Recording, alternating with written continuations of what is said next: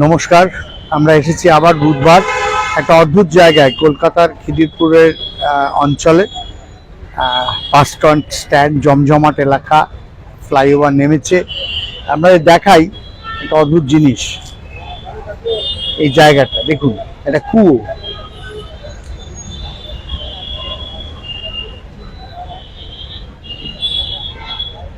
(1775) খ্রিস্টাব্দের 5ই আগস্ট এখানে একজনের ফাঁসি হয়েছিল।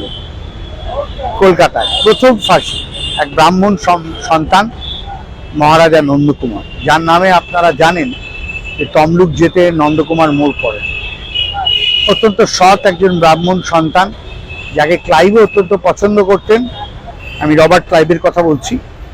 কিন্তু 1763 সালে যখন ওয়ারেন হেস্টিংস বর্ধমান, হুগলি, বীরভূমের খাজনা তোলার দায়িত্ব পেলেন, তখন উনি চুরি করলেন।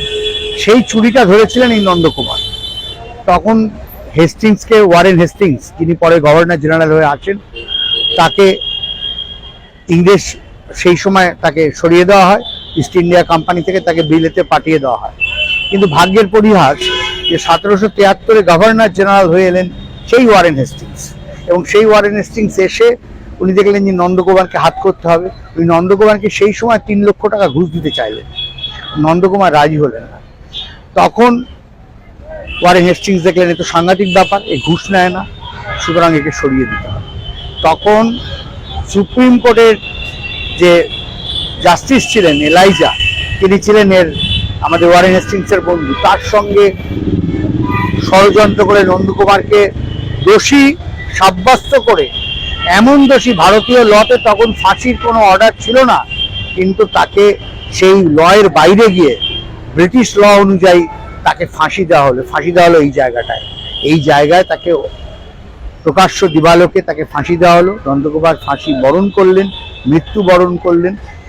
কিন্তু একটা কলঙ্কিত অধ্যায় হয়ে থাকলো। পরবর্তীকালে হেস্টিংসকে যখন পুরোপুরি এটার ফয়সালা হলো, তখন প্রমাণিত যে হেস্টিংসই চোর ছিলেন, হেস্টিংসই দুর্নীতি করেছিলেন, এবং তার জন্য হেস্টিংসকে বরখাস্ত করে দেওয়া হয়েছিল। কিন্তু তখন তার কিছু করার নেই, নন্দকুমারের ফাঁসি হয়ে গেছে। এটা বিখ্যাত জায়গা, মহারাজা নন্দকুমারের ফাঁসি। এই নিয়ে অনেক লেখালেখি হয়েছে, নাটক হয়েছে, এবং নন্দকুমারের নামে তমলুকের একটি মোড়ের নাম আছে, কারণ তমলুকের বিধবা পত্নীদের টাকা পাওয়ার ব্যবস্থা করে দিয়েছিলেন রবার্ট ক্লাইভকে দিয়ে, তাদের ন্যায্য অধিকার পাওয়ার ব্যবস্থা করে দিয়েছিলেন এই নন্দকুমার।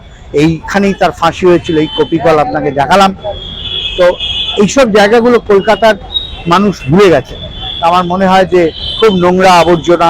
দূরেই ওই ওয়ারেন হেস্টিংসের বিশাল ঘোড়ায় চড়া মূর্তি রয়েছে, যারা কলঙ্কিত নায়ক। হয়তো নন্দকুমারের কোনো মূর্তি এখানে স্থাপিত হয়নি।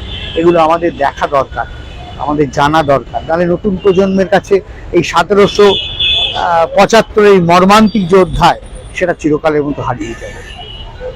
আমার মনে হয় যে এটা আমাদের সবাই সচেতন হওয়া উচিত, ভুলে যাওয়া উচিত নয়। ভালো থাকবেন। আবার দেখা হবে আগামী বুধবার। আজকের মতো এই পর্যন্ত, এখানেই শেষ করছি।